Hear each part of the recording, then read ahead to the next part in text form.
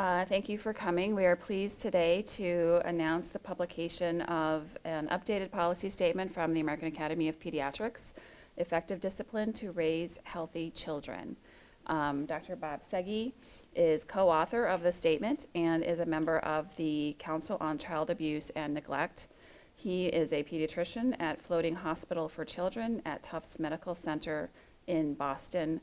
Dr. Sege is also the director of the Center for Community Engaged Medicine at Tufts Medicine Center. We also have Dr. Jennifer Shu, who is a pediatrician in Atlanta, Georgia, and is the co-author of several books published by the AAP, including Heading Home with Your Newborn, Food Fights, and she's editor-in-chief of Baby and Child Health, an essential guide from birth to 11 years. Dr. Shu is also the medical editor of the Academy's website for parents, healthychildren.org. Dr. Sege and Dr. Shu will both give some remarks, and then we'll have a Q&A.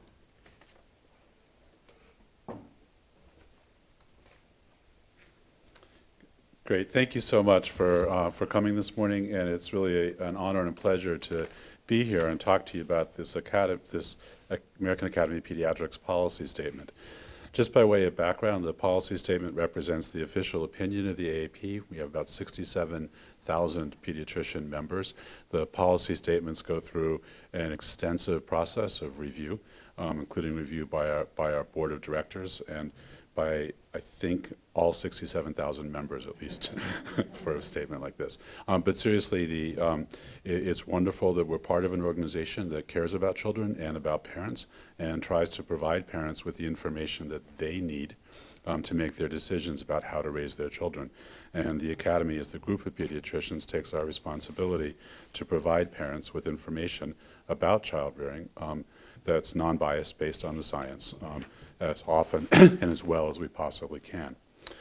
With that as background, the guidance for effective discipline was published today in Pediatrics. It will come out in print in December. The statement comes from the Council on Child Abuse and Neglect and the Committee on Psychosocial Aspects of Child and Family Health.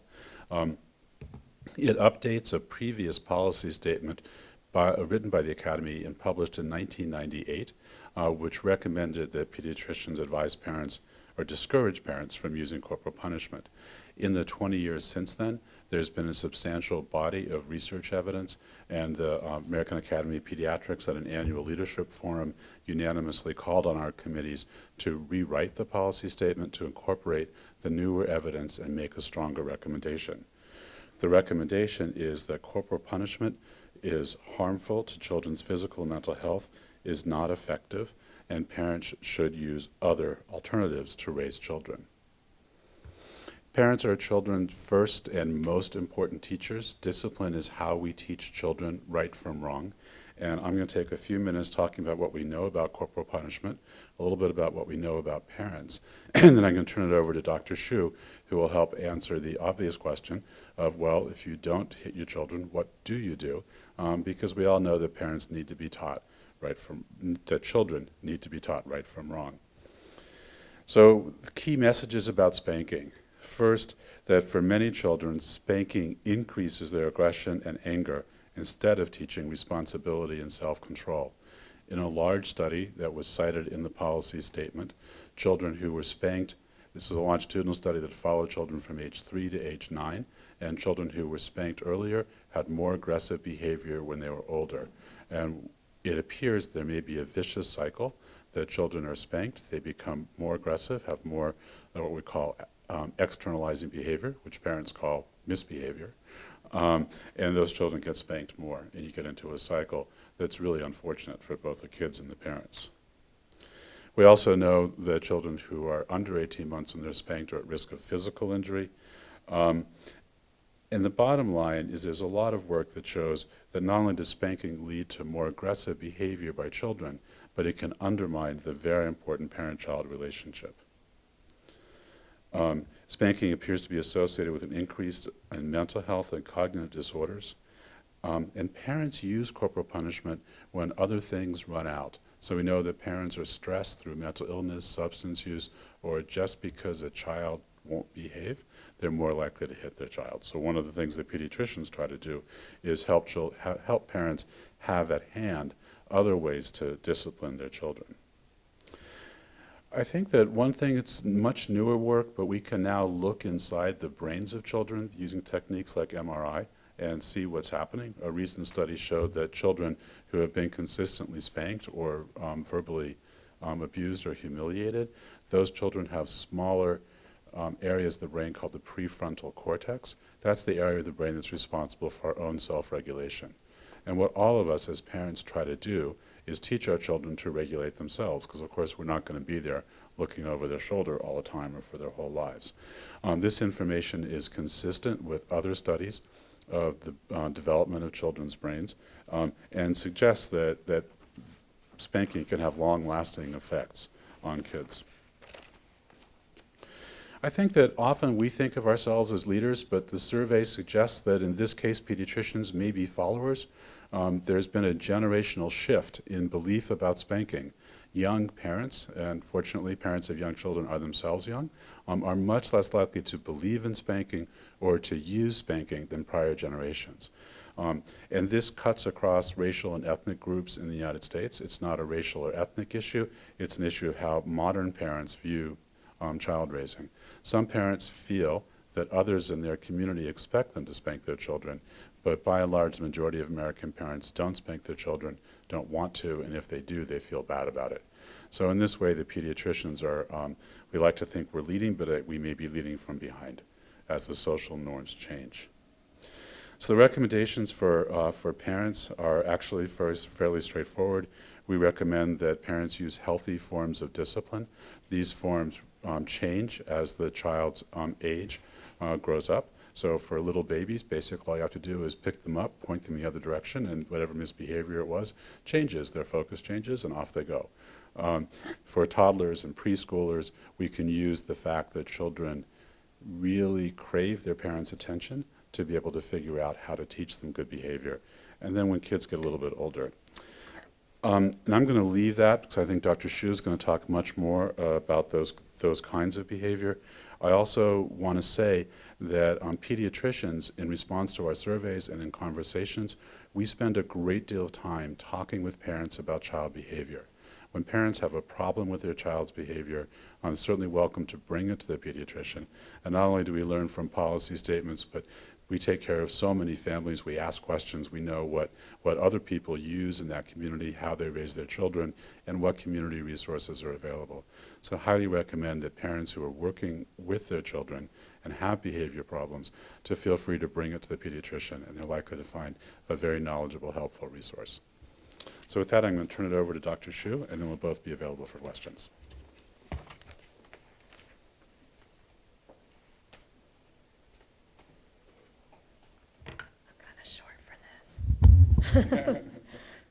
Is one enough? I don't need both.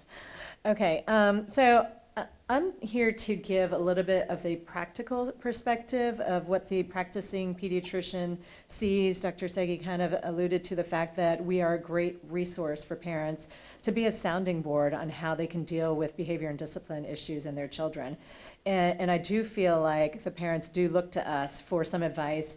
You know, these days, we don't see the extended family living all close together anymore, and sometimes families don't have the resources in grandparents and aunts and uncles that they've had in past generations, and so they don't get the kind of guidance that they might have gotten in the past for things like behavior development and health. But what Dr. Sege mentioned was a good point. I feel like the younger families are more aware that spanking is not ideal, and I do still see some grandparents coming in saying, I'm going to swat that baby, and they're very open about it. So I'm glad to see a generational shift from that perspective. But in general, I think families don't have as much guidance from the extended family being around. It's important for parents to have realistic expectations of their child's stage of development. And I often hear parents of babies, so under 12 months, say, oh, that baby's just out to get me. She's being ornery, she's being mean on purpose. But basically, I have to kind of to have them step back and say, no offense, they're not trying to make you mad. They're testing out their environment. They're experimenting with what's around them. And they're seeing what effect it has if they act a certain way, because they know that if they cry, they're going to get some kind of attention. And if they drop something, they're going to see what you're going to do. Are you going to get angry, or are you going to ignore it? And I teach parents that they kind of have to get into their child's brain and be a little bit of a child psychologist. And don't get upset, but kind of understand where your child is coming from. Will your child remember anything that you tell her today by tomorrow? They have really short-term memories. You could say this over and over, no dropping. They're going to forget, because their short-term memories aren't quite there yet. But if you're consistent, you can build patterns. So if you let them drop food and they're hungry because they're out of food, then they're going to learn from that pattern. If they drop a toy or break a toy and you don't replace that toy and give it back, they're going to learn that pattern. So you can train them gradually. It's not going to happen overnight because they don't have the capacity to remember things. So I do encourage parents, don't take offense because your child is probably not trying to make you crazy, and be realistic about what you can expect from them because their memory banks aren't quite there yet. I do encourage parents to try to say yes as much as possible. If they hear no, no, no, no doesn't mean anything anymore. And so you really want to say no for the important things. No running in the street, no touching the hot stove. You don't want to just say, oh, no poking your brother or something like that, because they're going to keep doing that all day long. You want to say yes. So Dr. Sege said redirect. Let's play with this instead.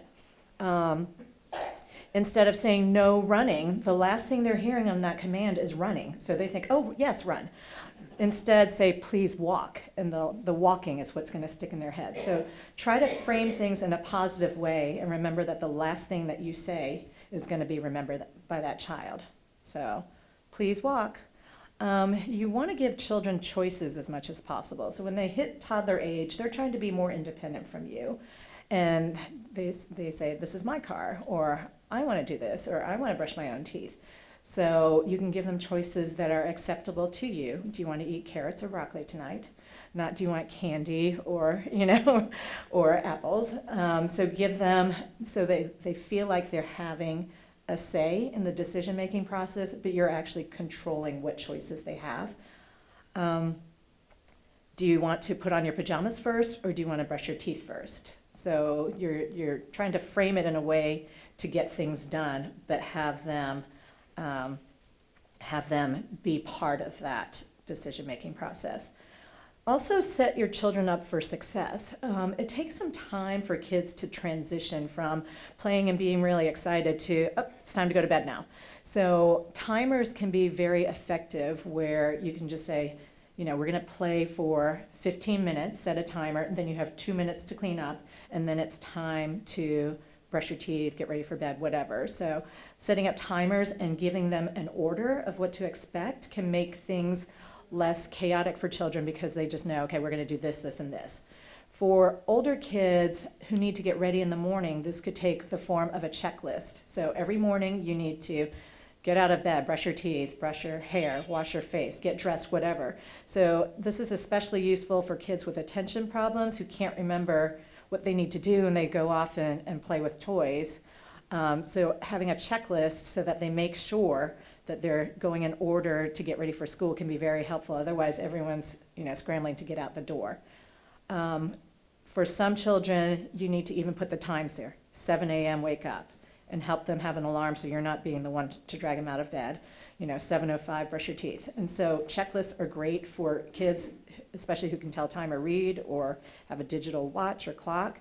For younger children, you can have a poster of pictures. Have a picture of them brushing their teeth, have a picture of them putting their clothes on, and just keep it very simple. Have a picture of breakfast. So they just know this is what we need to expect. Okay, so as much as you can set them up for success as possible, it makes it easier for you, makes it easier for the child. You can't expect a 2-year-old or a 1-year-old to put every single toy into a labeled small, tiny bin. So maybe just have one huge big box that they throw everything in, and that's okay. So let's all clean up and put it all into one place, whereas an older child could be expected to keep things a little bit more organized. So just remember their level of development, their ability, and then you can celebrate their success because you've already made it kind of easy for them to succeed. I really emphasize doing time-ins before kids start misbehaving.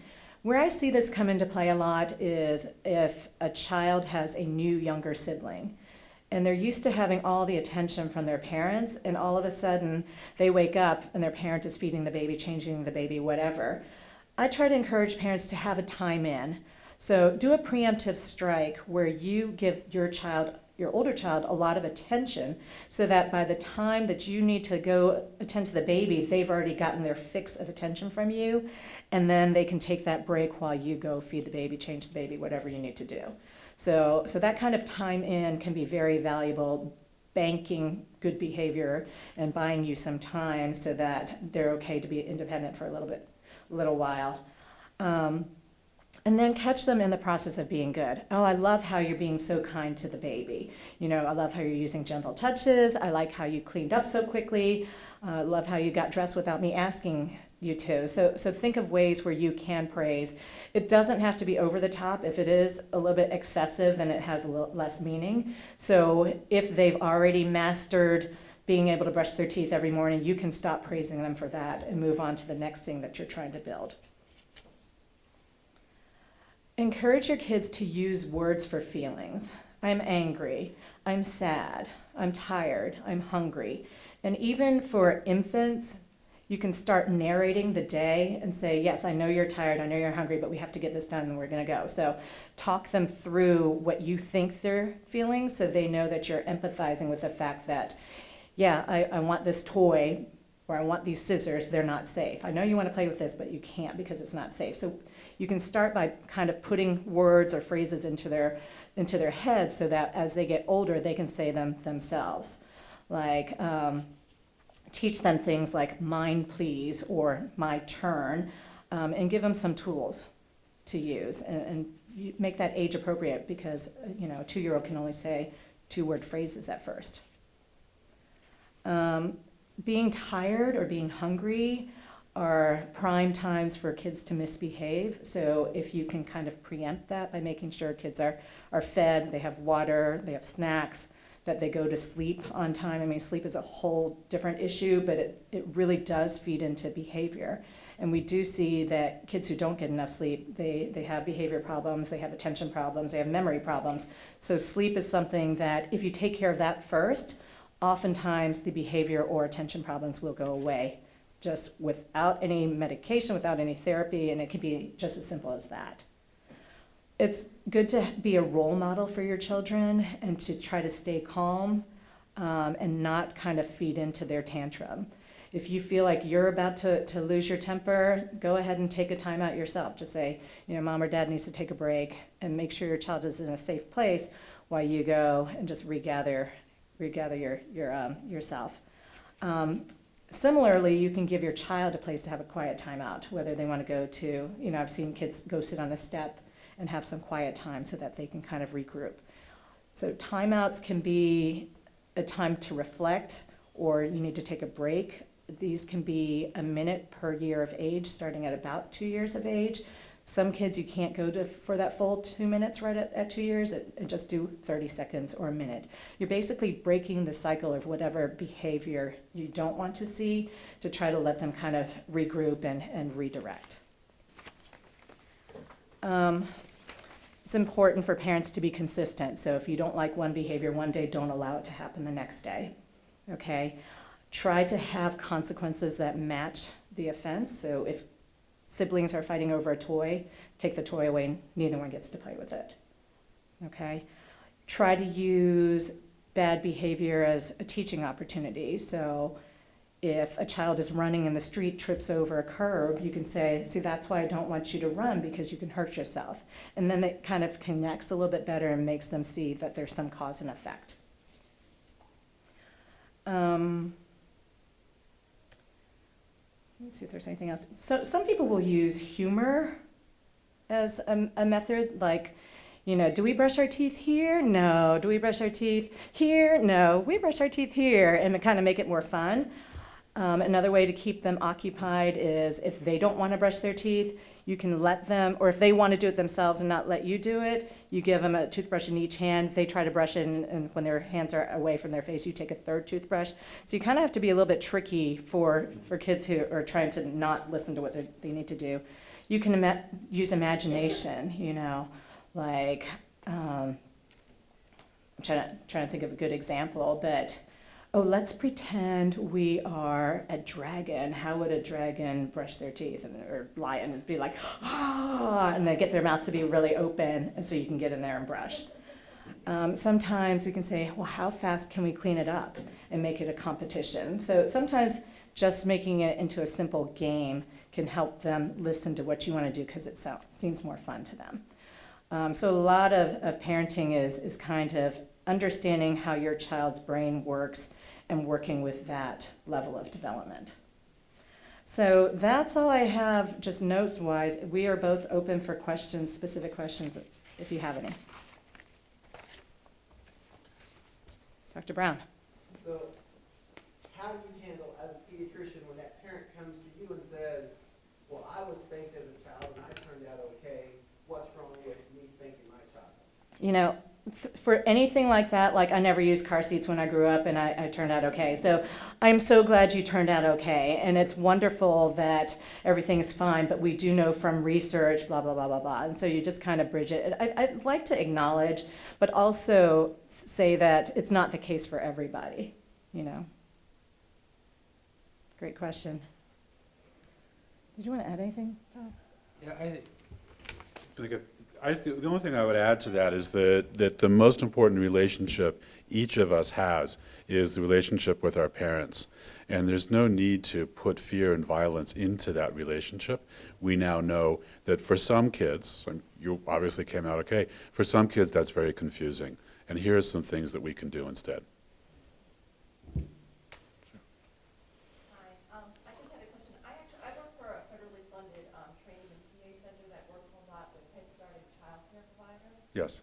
So I'm just wondering, is there any, like a tip sheet or a key messaging that we could share? Because pediatricians are such great messengers, but so are child care folks who are Absolutely. able to work with families and say, here's what we know now about the evidence around. Yeah. So healthychildren.org is a great resource for childcare providers, for any consumers, basically. But the Academy also has a section on, childcare early, I can never remember the exact acronyms, early child development. Anyway, Susan can get you some resources specifically for childcare providers, because a lot of this is packaged, discipline, safe sleep for childcare, all that. Yes, Yeah. that's great. Thank you. And a lot of our members actually work with with early child care providers as their medical consultant. And one of the elements of the policy statement is that as pediatricians, we should be providing that technical support. And Dr. Shu and her group on healthychildren.org and the committee have a bunch of materials. So please contact us, and we'd be happy to help you. And your local pediatrician, who may be your medical advisor, would also have access to all this.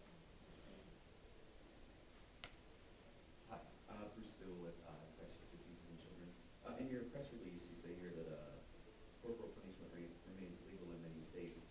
How do you, is there some way of advising pediatricians in those states versus, I guess, states where, since it's mentioned here, the legality of this, like what pediatricians can tell parents, like, I guess in the states where it's illegal, that's all I have to say, like, this is illegal. But what do you say in states where they're still illegal?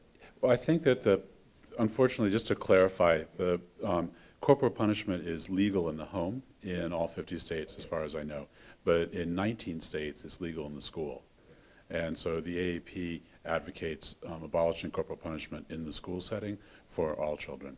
And there are many countries where they've banned corporal punishment in that country. Sweden was the first in 1979. So as a result, Swedish parents themselves were never spanked, which is very interesting. But so far in the United States, it's the corporal punishment in the home is legal in the home. We're asking parents not to use other methods without necessarily making it illegal. Yeah. Yes.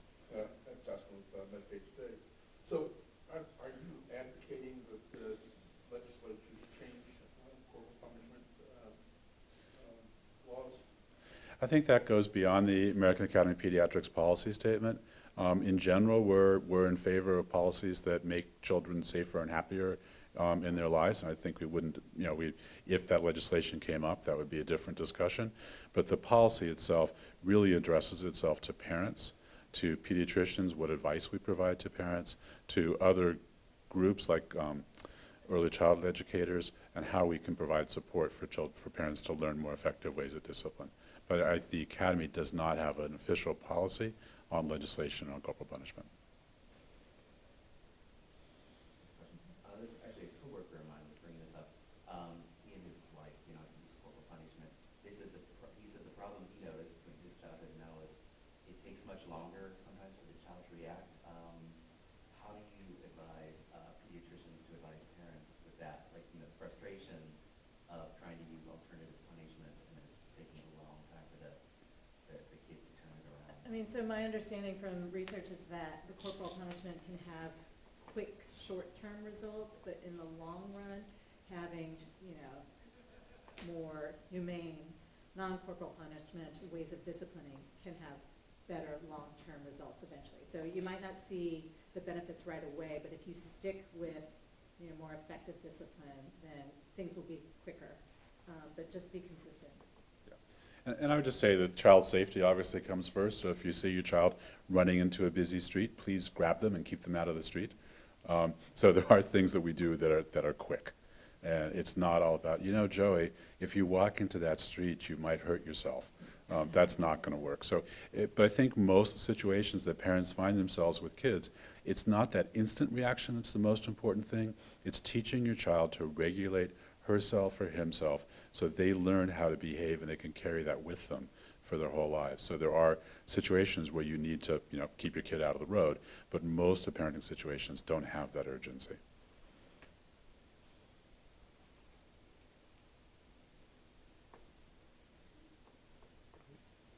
Thank you all for coming. We'll be here for a few minutes if you have any additional questions.